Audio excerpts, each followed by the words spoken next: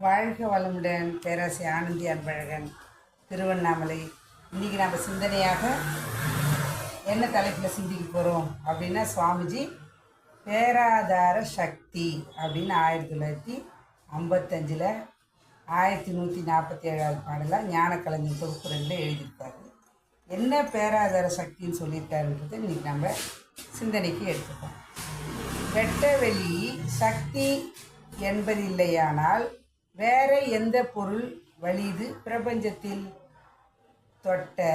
தொடப்பட்ட இரு பொருளுக்குடே தொட்டதாய் என்னும் அரூபம் யாது? பட்ட பகலில் வானில் மின்கள் தோன்றா, பார்வை இல்லாதவர்களால் எந்த நாளும் காணா, எட்டவில்லை அறிவுக்கு என்றால் உள்ள இயற்கை தத்துவம் எங்கே ஒளிந்து கொள்ளும் அப்படின்னு கொடுத்துருக்காரு. இன்னைக்கு சிந்தனைக்கு எடுத்துக்கலாம். வெட்ட வெளி சக்தி என்பதில்லையானால் எப்படி சொல்ல முடியும்? வெட்ட வெளி சக்தி இல்லைன்னு கண்ணுக்கு நேராக பார்க்குறோமே, சூரியன், சந்திரன், கோள்கள், நம்ம இருக்கக்கூடிய பூமி இருக்கக்கூடிய சூரியன் இருக்கக்கூடிய இந்த சூரிய குடும்பத்திலே 9 கோள்கள் நவக்கோள்கள் இருக்குது. இந்த சூரிய குடும்பத்தை போல் பல கோடி சூரிய குடும்பங்கள் பார்க்குறோம். பிரபஞ்சத்தில் இயக்கி கொண்டு இருக்கிறது. அப்போ வேற எந்த பொருள் வலியுது பிரபஞ்சத்தில்? இதை விட வலியுது பிரபஞ்சம் அப்படின்னா எப்படி? அது பொருள், எந்த பொருள் வலியுது? யாராவது பிடிச்சிட்டு இருக்காங்களா? இல்லை ஏதாவது தாங்கிட்டு இருக்கா? இல்லை கட்டி தொங்க விட்டுருக்காங்களா? இயக்கி கொண்டு இருக்கிறது. அப்போ இந்த பொருள் என்ன பண்ணுது? அப்போ பிரபஞ்சம் எவ்வளோ பெருசு! சின்ன ஏதாவது கையில் திங்ஸ் எடுத்துகிட்டு வரோம் அப்படின்னாவே நம்ம என்ன பண்ணுவோம்? வந்தோடனே டேபிள் மேலே வச்சுட்டு அப்பாடான்னு உட்காரோம். அது ஆனால் ஒரு சின்ன திங்ஸே நம்மளால் தாங்க முடியல, எடுத்துகிட்டு வர முடியல. ஆனால் இறை சக்தி என்ன பண்ணுதுங்க? பேராதார சக்தி எல்லா பொருளையும் தாங்கி வலிதாக பிடித்து கொண்டிருக்கிறது. தொடப்பட்ட இரு பொருளுக்கிடையே தொடறோம் அப்படின்னா என்ன பண்ணுதுங்க? அப்போ இந்த தொட்ட பொருளுக்கும் தொடப்பட்ட பொருளுக்கும் இப்படி தொடப்பட்ட பொருளுக்கு இடையில் ஏதோ ஒன்று உணர்த்துது. அது எது? அப்போ இரு பொருளுக்கிடையே தொட்டதாய் என்னும் அரூபம் யாது? அப்போ ஏதோ ஒன்று அங்கே இருந்து இயங்கி கொண்டு எனக்கு உணர்த்தி கொண்டிருக்கிறது.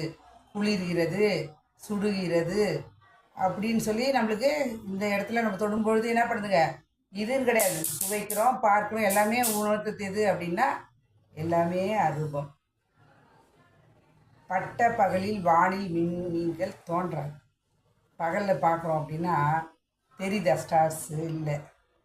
அப்போ பார்வை இல்லாதவர்களால் எந்த நாளும் காணாம். பார்வை இல்லாதவங்க எப்பயுமே பார்க்க முடியாது. ஆனால் நாம் பகலில் பார்க்க முடியாது, ஆனால் இரவில் பார்க்கிறோம். அதெல்லாம் எப்படி? ஒரு நம்ம சூரியனே பூமியை விட 19 லட்சம் மடங்கு பெரியுதுன்னு சொல்கிறாங்க. அப்போ இன்னும் அதுக்கு மேலே இருக்கக்கூடிய அந்த ஸ்டார்ஸ்லாம் பார்த்தீங்க அப்படின்னா அது எவ்வளோ கோடியோ, எவ்வளோ பெருசாக இருந்து இயங்கி கொண்டிருக்கிறது. எப்படி? 27 நட்சத்திரங்களாக தொகுதியாக வைத்திருக்கிறார்கள்.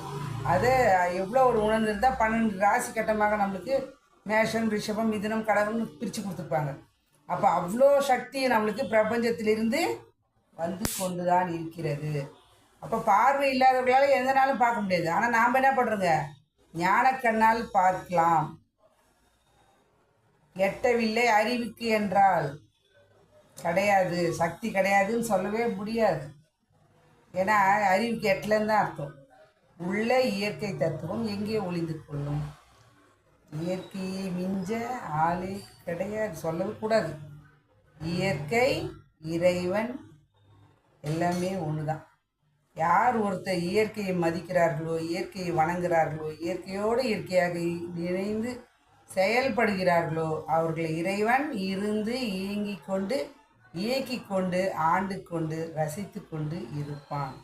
இதுதான் பேராதார சக்தி. அந்த பேராதார சக்தியாக பிரபஞ்சம் முழுவதும் இருக்கிறது. நமக்குள் உயிராக இருந்து இயக்கி கொண்டிருக்கிறது, அறிவாக மலர்கிறது. அந்த அறிவை கொண்டு பிரபஞ்சத்தை உணர்ந்து கொண்டு நாம் வாழ்க்கை வாழ்ந்தோம் என்றால் அந்த பேராதார சக்தியை நாம் உணர்ந்து கொள்ளலாம். உணர்ந்தவர்கள் வாழ்க்கையை அந்த இறைவனுக்கு வணங்கி வாழ்க்கையை சிறப்பாக வாழ்வோம் என்று சொல்லி இந்த அற்புதமான வாய்ப்பை அளித்த இறைநிலைக்கும் குருவர்களுக்கும் இதுக்காக செய்யும் எடுத்த அனைத்து நல் அன்பு உள்ளவர்களுக்கும் நன்றி நன்றி நன்றி. மீண்டும் ஒரு கவிதையோடு சந்திப்போம், சிந்திப்போம். வாழ்க வளமுடன்.